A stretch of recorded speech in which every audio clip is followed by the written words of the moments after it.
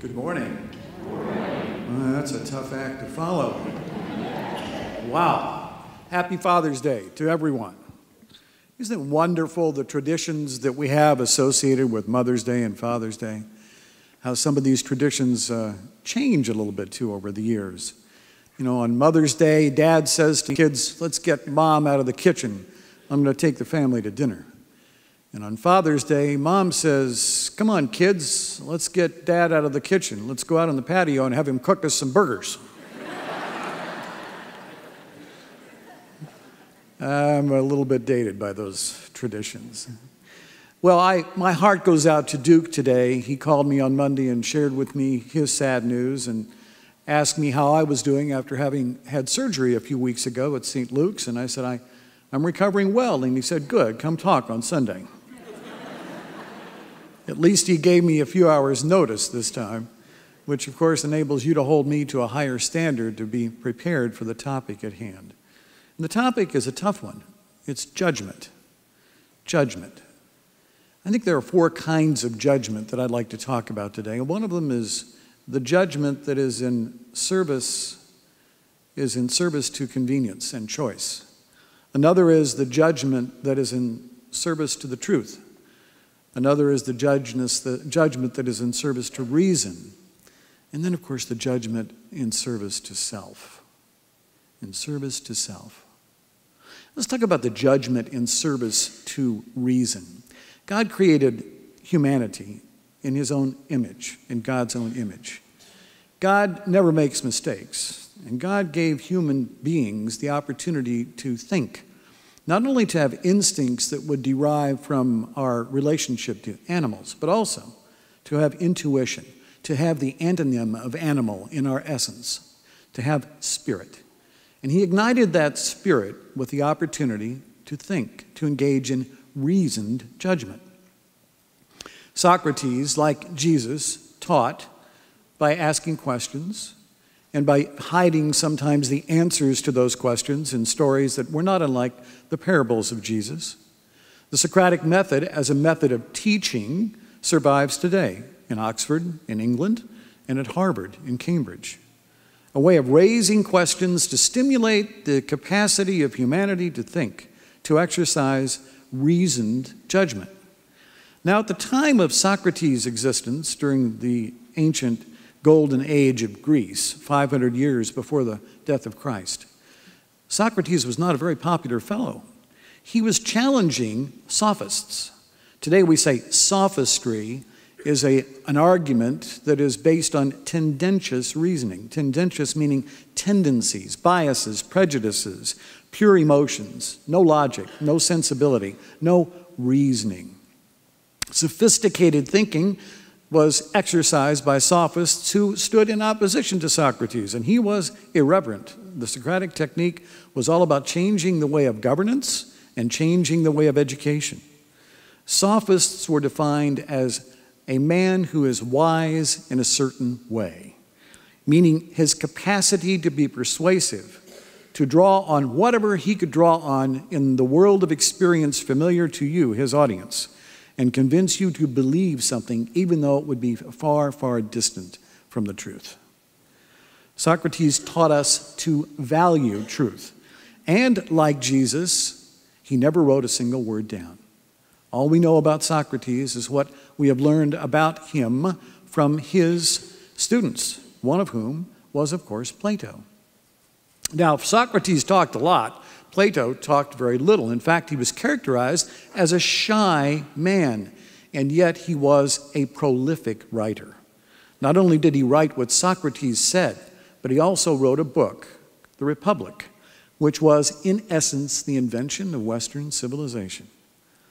In The Republic, Plato talked about another kind of judgment, a kind of judgment in service to justice, in service to codes of conduct, in service to principles that were articulated metaphorically by the Greek gods, principles that derive from places more powerful than just the human mind, but seemed to derive from places that were essential to nature.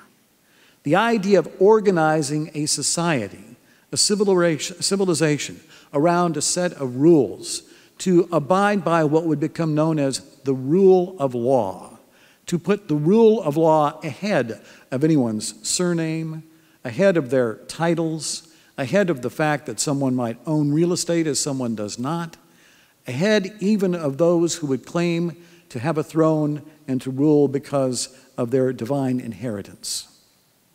In Plato's Republic, we learned about judgment based on the essential values and principles of nature, and he gave coinage to the phrase, the rule of law.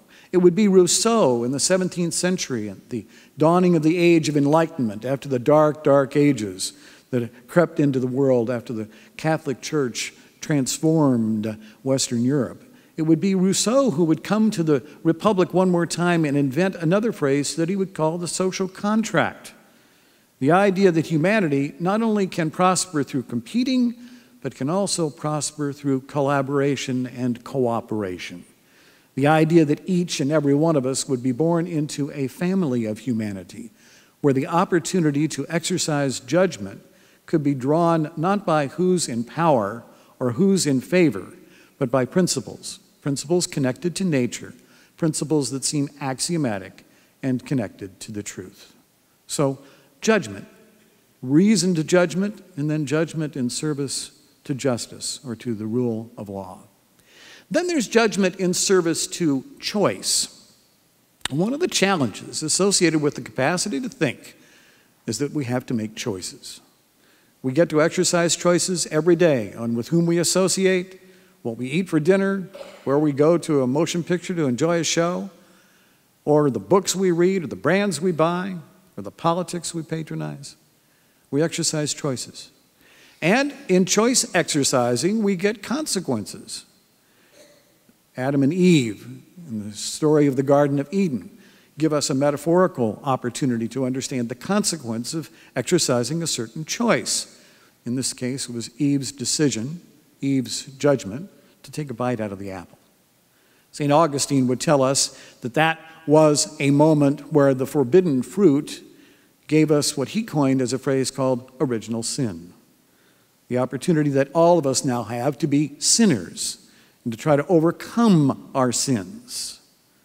Well, if we were in paradise today, would we know it? Would you know it if you were in paradise today? Even harder question. What would you do in this world if you had no understanding of the whole concept of hope? I think it would be a pretty dismal world. And I think paradise was actually not a lesson that taught us about original sin and the consequence of exercising a poor judgment. Eve, after all, had no notion of what paradise was all about because she was in paradise. There were no problems. There was no need to seek a solution. There was no cause for hope. It, too, was something incomprehensible. And so the consequence of biting that apple was not to give us original sin. It was to give us cause for hope. It was to give us an opportunity to understand that in this world, because we are not instinctively behaving in reaction to how nature has charged us as we are animals, we are given a chance to be inspirational and to exercise choices and to hold out for hope. Now, there's also judgment in service to self. Now, there's nothing harsher than the judgments that we make about ourselves. We judge others by their behavior. We judge ourselves by our ideals, usually ideals that we have pretty much convinced ourselves we simply cannot achieve. Jesus said, "Judge not, lest that thee be judged," which has for a long time been interpreted by many as a request to be careful about being judgmental, or somebody else might be judgmental about you. So just don't be judgmental. That's really not what Jesus was challenging us to do. Jesus, in that parable, in that one phrase, was challenging us to look at ourselves when we feel judgmental toward others. When somebody gets under your skin because they talk too much or not enough, and it really provokes you and really bothers you. Remember, we talked about this the last time I was here. We talked about being patient and tolerant of those people when you're really quietly coming to a slow boil. What Jesus is really imploring us to do when he says, "Judge not, lest that thee be judged," is to crawl under our own skin when someone else is provoking us and ask ourselves, maybe it's we who talk too much, or we who don't share enough. Maybe we are the one that can change. Gandhi said it, be the change you want. Be the change you want from others. I can't control you. I can't change you. I can barely control myself. But I can, if given some attention and nurturing, engage in spiritual change. So sometimes we exercise judgment in service to self because we piously think someone else is misbehaving against standards we've set that probably they haven't even been told about. Or we're judging ourselves against standards that are so idealistic they can't be achieved. You know, when Jesus talked about judgment, he was talking in the context of sin. And as we know, not from the fundamentalists who would be strangely screaming at sinners. Are you prepared to live up to the standards of God on the judgment day? Can I have an amen from the congregation? No, Jesus was talking about sin as in its essential meaning, missing the mark. We are humans, created in the likeness of God. We are not gods, Greek gods or American gods or any other kind of God. We're not perfect. We get the privilege of living in a life where perfection may be an ideal that we will strive for, but the standard that we will never meet. We miss that mark, not because there is anything wrong with us, but because we've been given the opportunity to exercise judgments in service to various issues that challenge us in our lives. Byron Katie talks about the lies we tell ourselves. And judgment is one of those lies when we make judgments. I have a dear friend, dear friend, who was diagnosed with a disorder, a neurocardiological disorder called mitral valve prolapse. And mitral valve prolapse is when the heart suddenly goes into a rapid heartbeat, maybe for 10 seconds, maybe 20 seconds. Maybe it happens once a year, maybe it happens now and then. But when it happens, it expresses itself as a severe anxiety attack. It's not caused by anything in the environment. It's caused by a simple neurocardiological dysfunction that is diagnosable, not treatable, but manageable. People who have this, though, in a chronic condition, develop what is called anticipatory anxiety disorder. If they have one of those rapid heartbeat episodes at the corner of 18th and Ord Parkway, or 55th and Brookside, they immediately try to find something in the environment that they can attach to that anxiety. Maybe it's somebody in a car nearby. Maybe it's the corner of the street itself. Maybe it's a robin in a tree. Whatever they can find that they seem to imagine to be the cause of that anxiety, immediately they develop a fear of that and a superstitious attitude toward that robin, that car, or that corner of the street. And in many cases, those folks will never go back to that corner of that place in the town again for fear that it might stimulate that panic attack that just caused them merely to come out of their skin. Well, people who have this chronic condition and have this attack on a frequent basis begin to develop what is called agoraphobia. They fear leaving their home. They don't want to go to that street corner. They don't want to wear that blue dress again. They don't want to be with their cousin George. They don't want to vote. They don't want to do those things that were associated with the anxiety attack, the panic attack when it occurred. And all of it is a lie. Cognitive behavioral therapists tell us that the way you manage those kinds of attacks is by helping the person who's developed anxiety disease from them go right through those experiences to show that the anxiety attack doesn't occur. It's the old axiom that Winston Churchill told us, when you're walking through hell, keep walking. We're required to go back through that experience. We know now, too, that cognitive behavioral therapists and child development professionals who've done research on human development tell us that we learn these things in childhood. We crave the approval of our parents.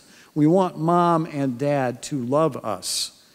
And so we do certain things in anticipation of receiving that love, and in many cases, with no malice, with no deliberateness of forethought, our parents have sort of raised us in peculiar ways because they were raised in peculiar ways.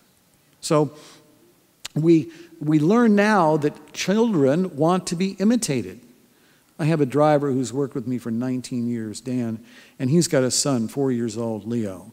And Dan is the most terrific dad. The other day, Dan and Leo were walking downtown, and they were about to go into one of the downtown banks, and Leo thought there was a wide open door. It wasn't a door at all. It was just a big glass window.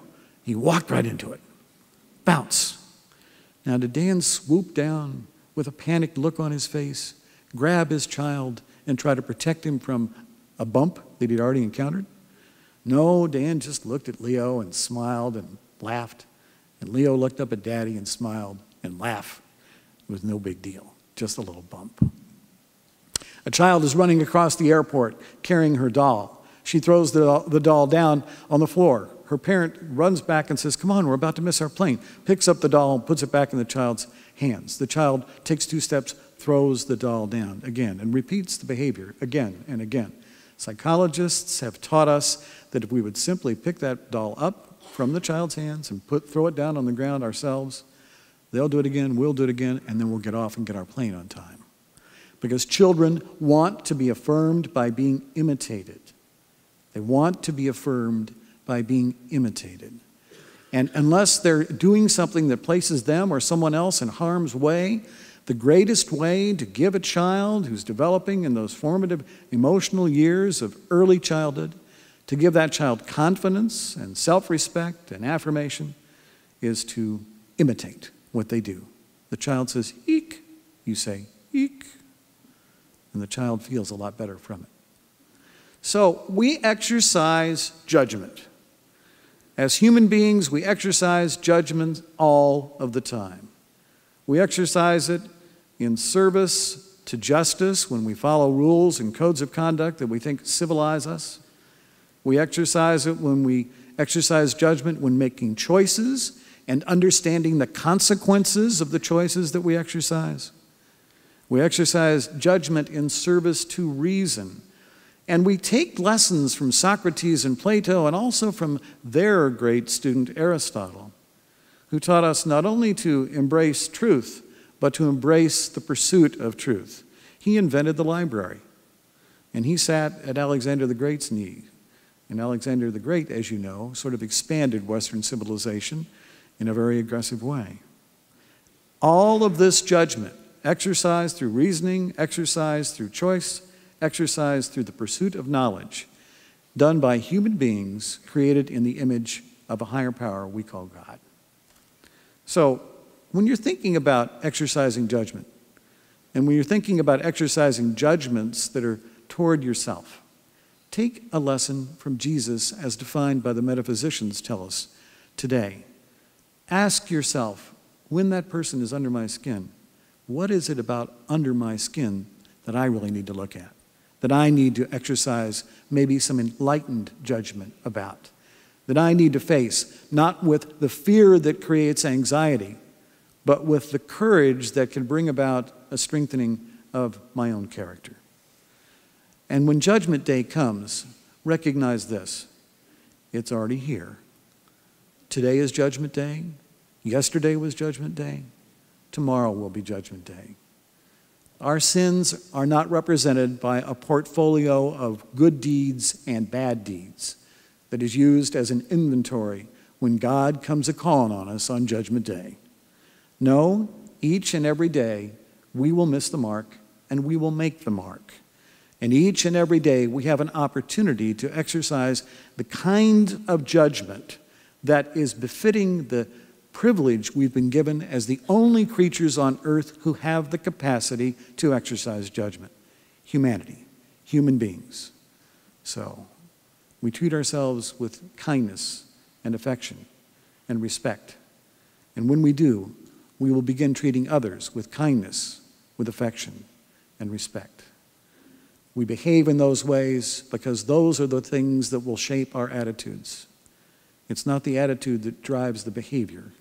It's the behavior that drives the attitude. And so I do certain things each day to exercise judgments that I think are good for me and good for others. They may not be a lot of fun sometimes, but they're the right thing to do. On this Father's Day, you will exercise many judgments. Let's hope, in the spirit of the hope we've been given by Paradise Lost, that most of those judgments will be the right judgments, and those judgments will be in service to others as well as yourself. So as we go into meditation, let's reflect on the judgments we make and the character we build through the exercise of those judgments in meditation.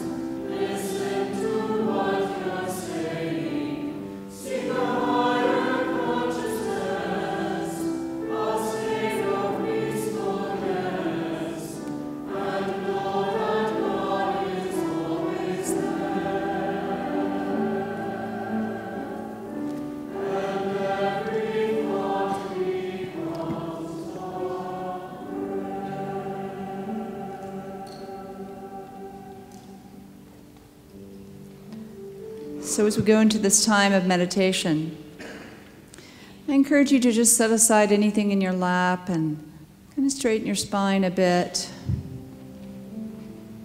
And take a few slow, full, deep breaths, breathing in and filling up your lungs completely. And breathing out and letting every drop of air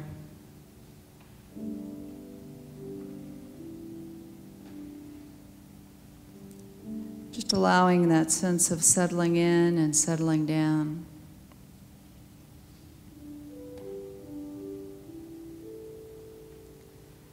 And it's helpful in the beginning to take a few moments to give yourself permission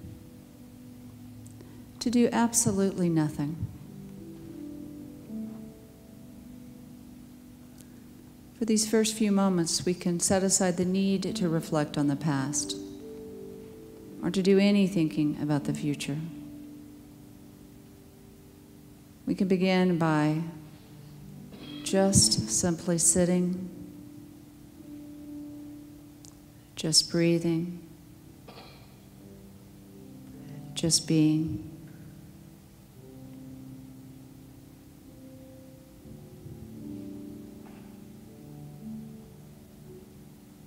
Allow your breath to find its natural rhythm.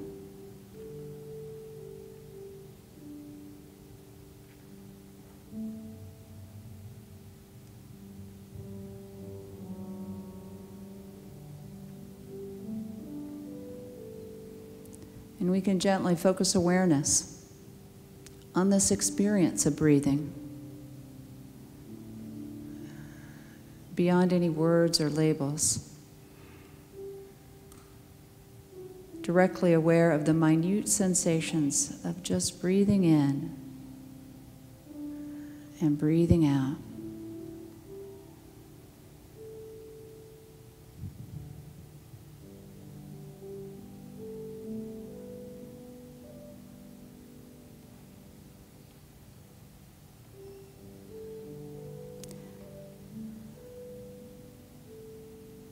Simply taking this time to be fully present.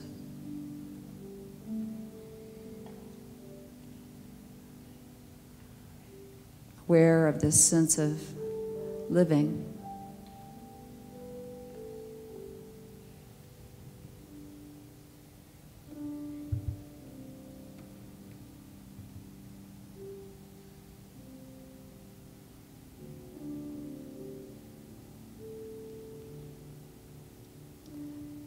And from this place of peace and calm,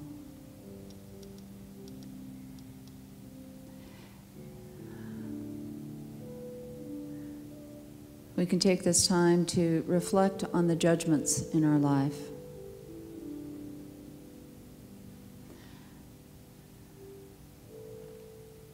taking this opportunity to reflect upon those that are serving us well and those that might be causing us suffering. Reflecting on the ways that we judge ourselves and that we judge others.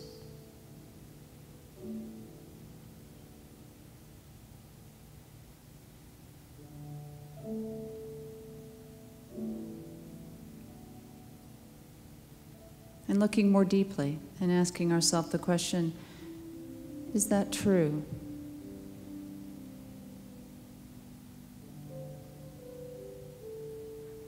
Is it really true?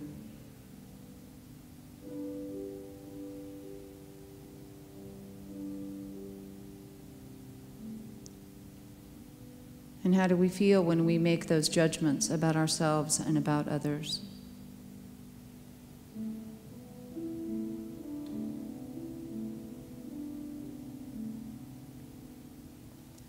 And who would we be without those judgments?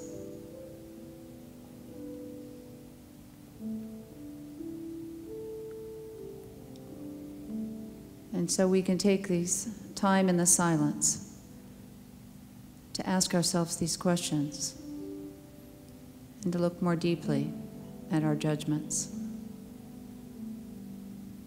in the silence.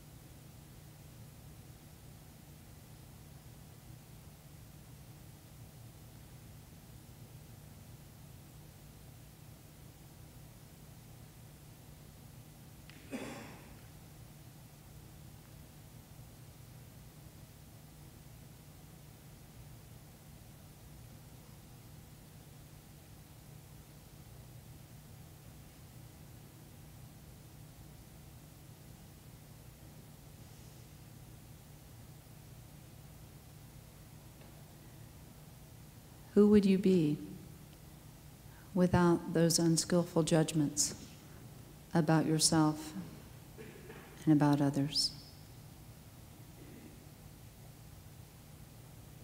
As we return our awareness to this time and this place,